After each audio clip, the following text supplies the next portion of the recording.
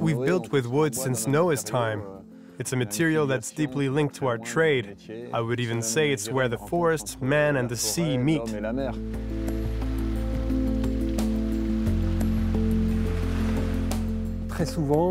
Often, when you compare these old boats with modern ones, there's really no competition.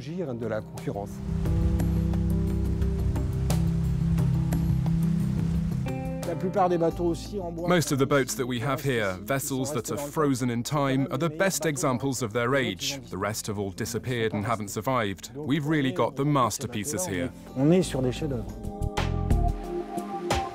At the northwest tip of France, between sea and sky, Brittany has long been a gateway to the world, a land of seafarers who navigate these waters in their wooden boats.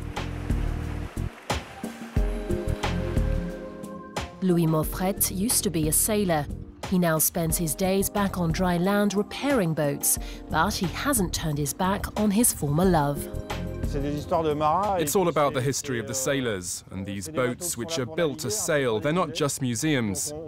We're part of a maritime culture here. We're also defending Brittany's heritage. There's a whole history behind what we do. It's the history of this region and of its people too.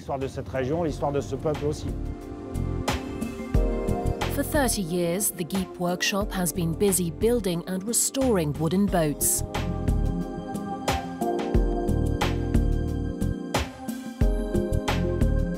The owner Jan is a trained shipwright. The great joy of being a boat builder is that every time we work on a vessel, there's a story to learn and something new to understand. There's some part of a bigger picture to rebuild. We work on a range of old vessels, from fishing boats to huge yachts. I mean, we work on the whole history of boat building. Many of the boats here are several decades old. Renovating them means plunging deep into their past. A boat comes into us and it's more or less a closed book. We then have to learn all about its history to be able to restore it.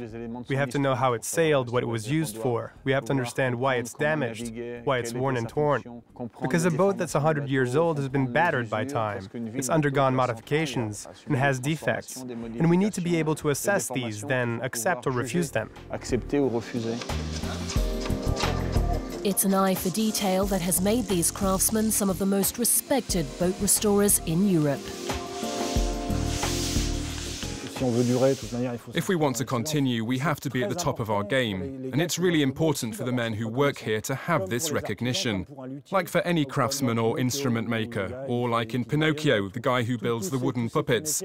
All these little crafts that are disappearing, well, we've managed to keep them going. And I would say there's magic still present here in all this fine work. André is working with the Lenvaux Association to renovate the Général Leclerc, an old fishing boat that's sadly a little worse for wear. I very much admire the work being done by these carpenters, because it requires meticulousness, discipline, and technique to be able to rebuild a boat while keeping its spirit. And this vessel, built in 1948, still holds huge appeal. When you see the Général Leclerc at sea, you can spot it on the water straight away because of its shape, speed and appearance. It was considered to be one of the quickest and finest fishing boats of the entire harbour.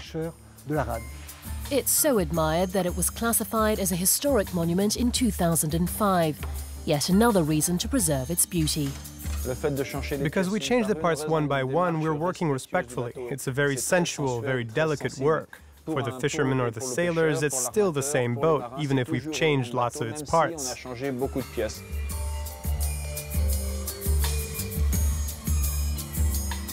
When you look at the Général Leclerc, you really go back in time to the end of the war. There wasn't much wood and money around back then, so boats were built economically, but with intelligence. With every step, André takes a little more ownership of his pride and joy. The next time we take this boat out to sea, it will be a bit like my boat, because I will have seen it totally stripped bare and then rebuilt to how it was originally. These craftsmen may lay claim to them now, but soon these boats will be setting sail for different shores. But wherever they go, they will always be Breton. We can see we've been accepted in the hearts of people, and that's really powerful. And culturally, that has a strong impact too. There are still lots of enthusiasts who want to keep these vessels alive, who want to raise their sails and take them out to sea, to show how great it is to see them evolve on the water.